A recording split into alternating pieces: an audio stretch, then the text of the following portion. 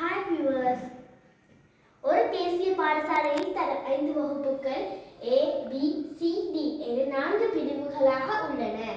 அவற்றுள் வகுப்புகள் ABCயில் 18 பெண் பிள்ளைகள் வீதமும் BCDயில் 16 ஆண் பிள்ளைகள் வீதமும் உள்ளனர்.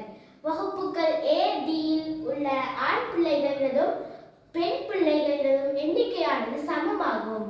அப்பாடசாலையில் கல்வி கற்கும் தரம் 5 பெண் பிள்ளைகளின் மொத்த எண்ணிக்கை யாது என்று பட்டிருக்கு.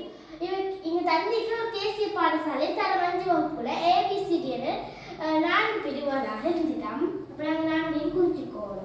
A, B, C, D. இப்ப இங்க தரப்பட்டிக்கு ஆணையும் பெண்ணையும் பட்டா நம்ம நாங்க ஆண் பெண் என குறிச்சுக்கோம்.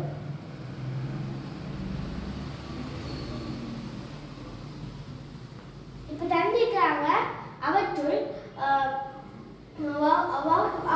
வகுப்புகள் ABCயில் உள்ள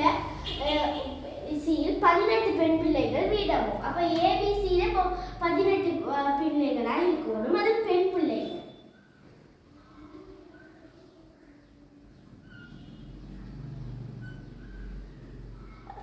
BCDயில் 16 ஆண் பிள்ளைகள் வீதமும்.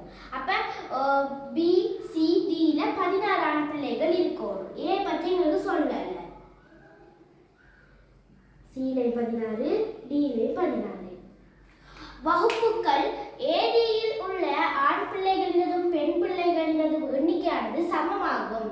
அப்ப இப்ப A பிள்ளைகள் இப்ப தந்திக்காக ADயில் இருக்கிற ஆண் பிள்ளைகளையும் பெண் பிள்ளைகளின் எண்ணிக்கையும் சமம் தரப்பட்டதால நாங்க கண்டோம் பெண் பிள்ளை வந்துட்டு 18. அப்ப ஆண் சமட்டு தந்ததால ஆண் பிள்ளையும் 18.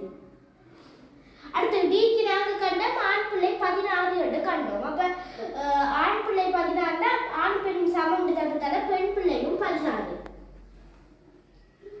இது கேட்டிருக்காங்க கல்வி கற்கும் தரம் 5 பெண் பிள்ளைகளில் மொத்த எண்ணிக்கை யாது என்று கேட்டிருக்காங்க. அப்ப இந்த தரப்பட்ட பெண் பிள்ளைகளின் தொகையை கூட்டோம். கூட்டினோம்னா 18, 18, 18, 16 பட்டையும் கூட்டோம். கூட்டினோம்னா 24, 6, 30. 30க்கு 0 போடுற 3 மிகுதி 1, 2, 3, 4, 3, 7. அப்ப இதுக்கான விடை 70 ஆகும்.